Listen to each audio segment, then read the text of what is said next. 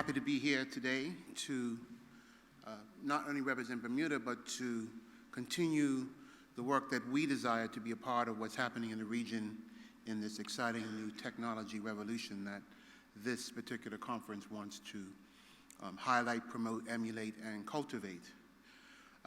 Just a few points, and I thank the MC for the comments about Bermuda and what our role and the connection with BIT and DiMedici as well.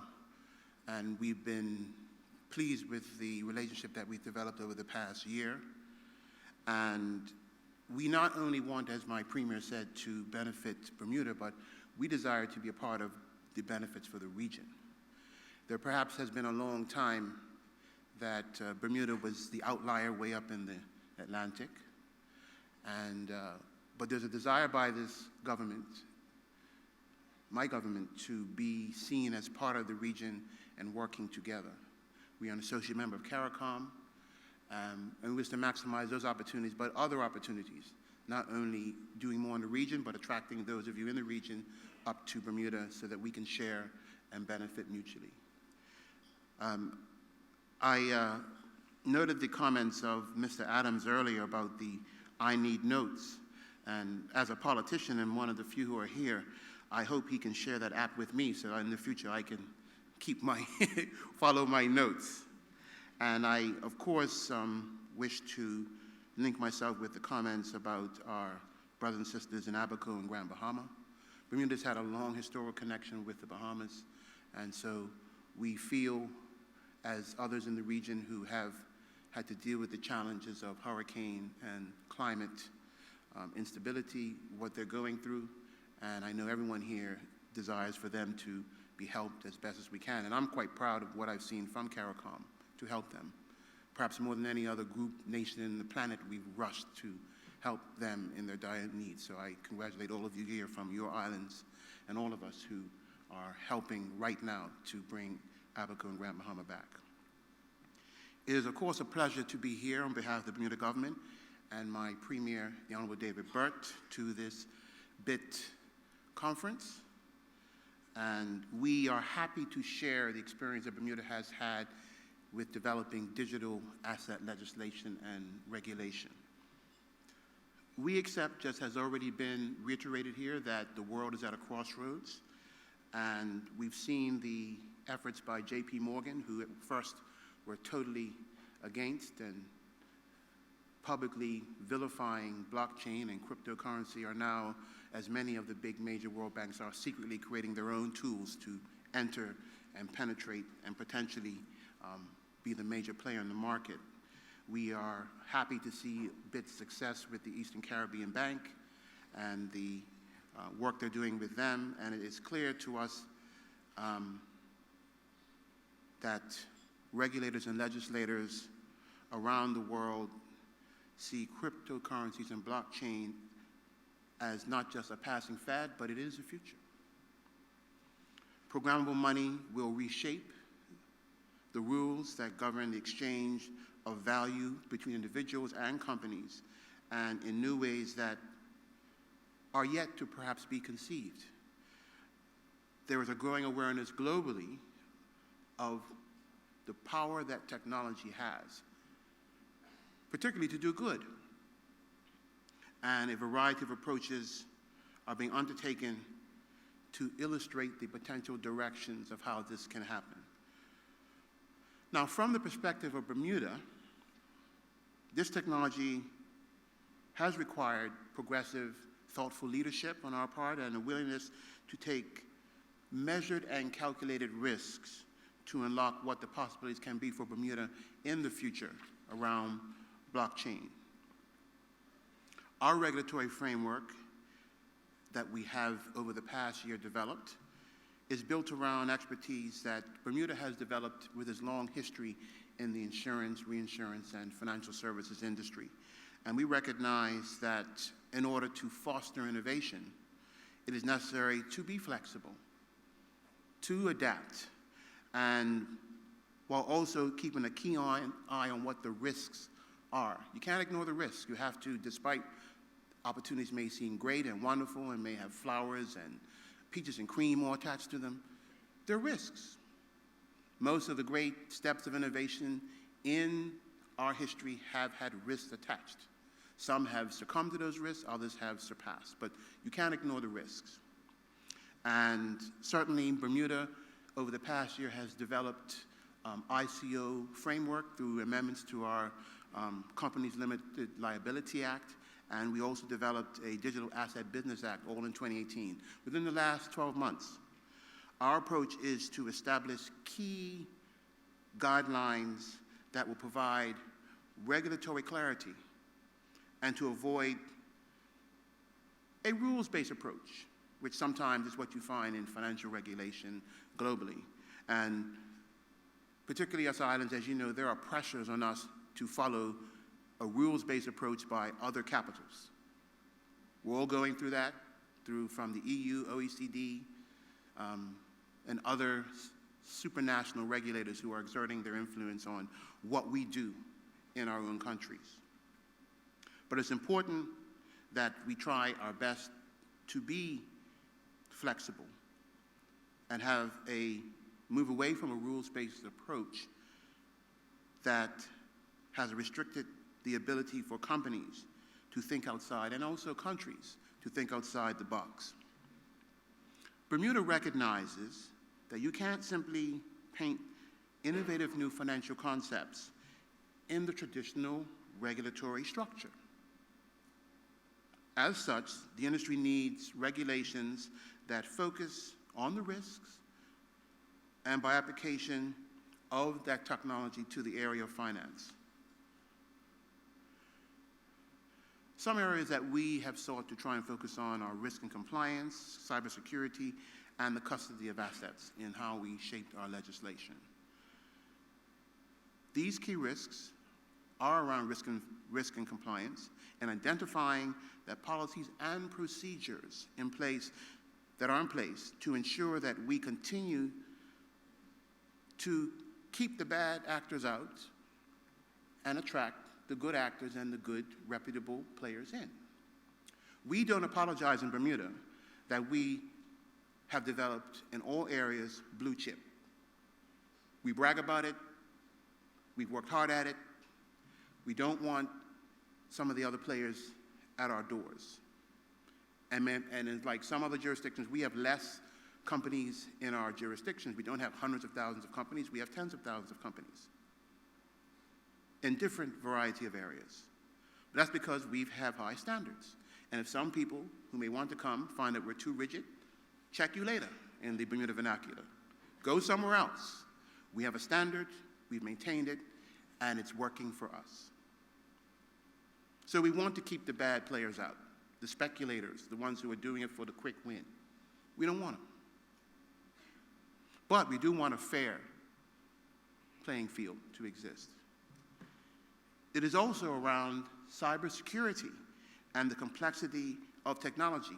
With complexity comes vulnerabilities. And particularly as the technology is moving so fast, you don't often anticipate the risks that come with the innovation. So technology has meant that there is no longer a question of if you'll be hacked. Some innovations move so quickly, that hasn't stopped people trying to do the things that we've seen all over the world with some of the most biggest companies, financial services companies, and other corporations, the Facebooks and everybody, having their problems with the most advanced technological platforms on the planet still getting hacked. So with the important focus of being placed around policies and how you mitigate these events is important. So we want a framework that also takes notice of the risks as we innovate and prepares for them. The custody of assets, and other key area of concern, in that for industry to grow, there needs to be clarity and confidence in relying on a business that will hold assets for you. There's also the reality now of transparency. The days of bank secrecy and financial secrecy are gone. So you have to have a protective platform that also provides the protection because the regulators want to see what you're doing, but you need to be able to protect the business and the movement of those assets by your clients. That's the reality now. It's not like it was in the 70s and the 60s where people were carrying suitcases around the world with money and like taking them to certain jurisdictions around the world. And I don't want to name them because I don't want to act like I'm trying to beat up on them, but we know who they are. Those days are gone. So transparency, but must also have protection for the client as they're moving their assets around. So custody is crucial, and developing strategies and technologies that protect that.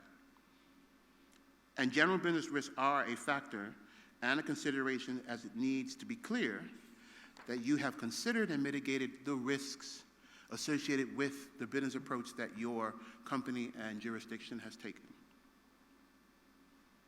In Bermuda, we've built a framework to help provide clarity and distinguish our brand so that companies that are regulated under our framework and our central bank, as was mentioned, the Bermuda Monetary Authority, can demonstrate to their customers and business partners that they are working in an area where there's a high standard and then can provide and drive confidence in business. So why did Bermuda take this route and attempt to be so pioneering in this area? Our Premier, David Burt, who actually is a technology guy. He's probably one of the few leaders in the region or even around the world who's really a technological person. His background is in technology. He came to politics, and that has driven how he sees things. And that has brought a very different approach to the vision that he has shaped in this area. And that vision is for Bermuda to be a place of technological innovation and developing a sandbox for that sort of innovation. Bermuda, as I said before, has prided itself with a sterling reputation for excellence in innovation and pioneering in the area of reinsurance and financial services. In that space, and we wanted to repeat the same type of process with the new model with approaching fintech, blockchain, and digital assets. We recognize that there is an opportunity in fintech to leverage this experience and provide clarity, certainty on a path forward for the developing market in this area, and to help business itself innovate, bring lower costs, and increase access to financial services worldwide. And we are pleased to play our role in a growing movement to make this a reality. I think we all know that the whole concept of blockchain was developed when it was to break out of the norm,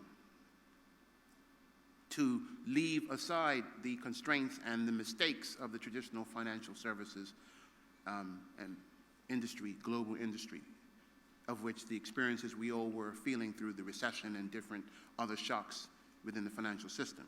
So that is important for us to keep in mind.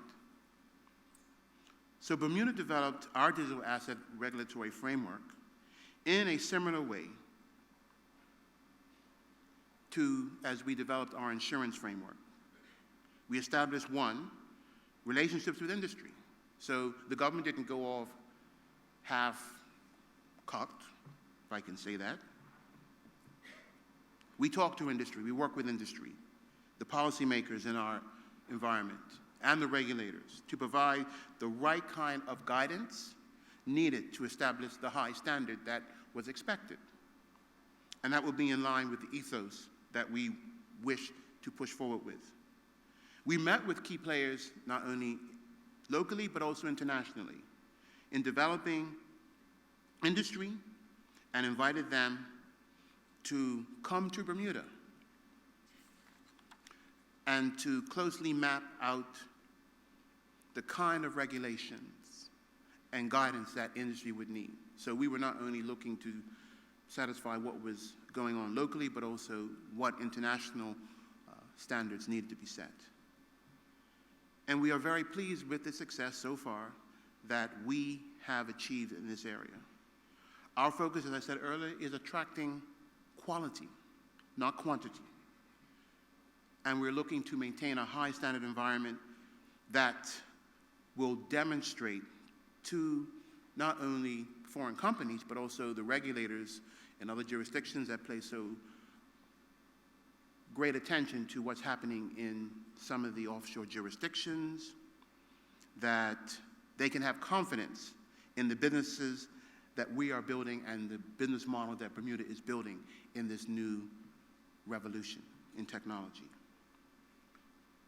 We've had quite a few over the past year, promising companies set up and in the pipeline, and we are developing a strong reputation, we feel, as a jurisdiction that fits companies to what they want, and that is aligned with global commerce and regulatory requirements.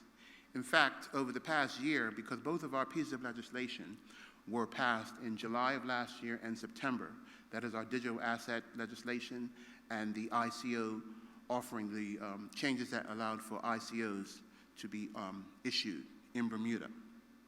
And we've managed to attract somewhere in the region of over 80 companies to Bermuda so far, just in the past year in this area. And there are a couple of companies that are actually setting up digital asset businesses, have applied for digital asset licenses. So we are happy with the progress we've made over the past 12 months in this area, and we're looking to push forward even further. Bermuda has been fortunate to attract companies like Circle to the island. Very recently, the last couple months, they applied and received their permission for their digital asset license. And they've highlighted their relationship with Bermuda to the U.S. Senate Banking Committee. And we are happy that we have such an acolyte to give us accolades in that very important forum. And it's helped to develop our brand and to showcase to a major market, which is the United States. And they have actually been observing what we're doing and potentially would like to replicate that within the United States as well. And this will help, at least for us, to be seen from the standpoint of the U.S. jurisdiction, that we are a credible jurisdiction, well-regulated, and that even companies that have already established reputation in the United States will see Bermuda as somewhere, and will promote Bermuda as somewhere where they can see that we're doing legitimate business. And Bermuda has even been praised by the SEC Commissioner Hester Price for our innovation and forward-thinking and approach to crypto custody guidelines, as well as other steps that they believe that the United States can actually learn from. This form of recognition, we believe, is very helpful in our efforts to cement our position as a leading light in this new growing industry. So having said all that, what's next for Bermuda? We recognize that in order for this industry to grow, we need to encourage the development of programmable money to unlock the potential of this technology and identify an identity to reduce some of the burdens of compliance. Compliance has become a huge burden in the financial service industry. It's growing. In fact, it's a self-sustained model. At one point in my life, I haven't been around that long, but a few years ago, I was actually a compliance officer in HSBC Global Private Banking. And at that time, compliance was just this little component. It was important of the bank. It's grown now. It's grown as a unit of almost every financial services company. If you don't have a compliance unit, you can forget it about staying in business. So it's grown, and HSBC is a massive bank, as we know, but that creature has grown with them as well. And as we know, they've gotten into a bit of trouble because of compliance. So even the biggest, most capable and successful banks have to have the best possible units, because if not, they'll get in real big trouble. And this will be the same for this new area of growth as well. We need to have good compliance structures in place. So Bermuda understands this, and as such, we are exploring ways to leverage our own strengths as a progressive regulatory jurisdiction to provide the right environment to sort out the challenges that this would face. Because we want compliance to be robust, but we don't want it to be a tool that stifles the growth and development and profitability of a growing industry. We have to all be mindful of that. It's important to have compliance, but don't let it strangle you either. We are leveraging that ability as a nimble, experienced jurisdiction in crafting and enacting the quality regulation that is desired. And of course, and we saw some information about business friendliness earlier, having a business-friendly environment. You don't want structures that scare people away, at least not the ones that you want to attract. And to deliver a world-class jurisdiction for digital financial assets. And I think this is actually a journey that, despite this is a growing industry and each island is trying to carve out its opportunity, I think through the BITS conference and what the message that you're trying to communicate with all the different people in the region here together, that we can all actually, with all of the issues that we're facing with the banking issue and correspondent banking and economic substance and all these other issues, that we actually, the region, can actually confront these issues together so that we all can be successful with these growing industries. I think the blockchain movement is young enough that we can all enter and create and take advantage of the opportunities and not see this as a zero-sum game. And Bermuda's here, and as I said, we've been the traditional outlier up there, about 1,000 miles or more away from the rest of the Caribbean. But as my last comment is that we see ourselves as family, and we are desirous of building greater connections with the region, and also inviting those of you who want to come up and see what Bermuda's doing, feel free to come and be with us as well, because we want to be more part of what's happening in the region than has been the historical precedence of the past. So with that, I'd like to say thank you again for inviting myself. I'm here on behalf of my Premier, David Burt, to be a part of this conference, and we will continue to want to be a part of this movement here in the region and ensure that our efforts are productive. Thank you very much.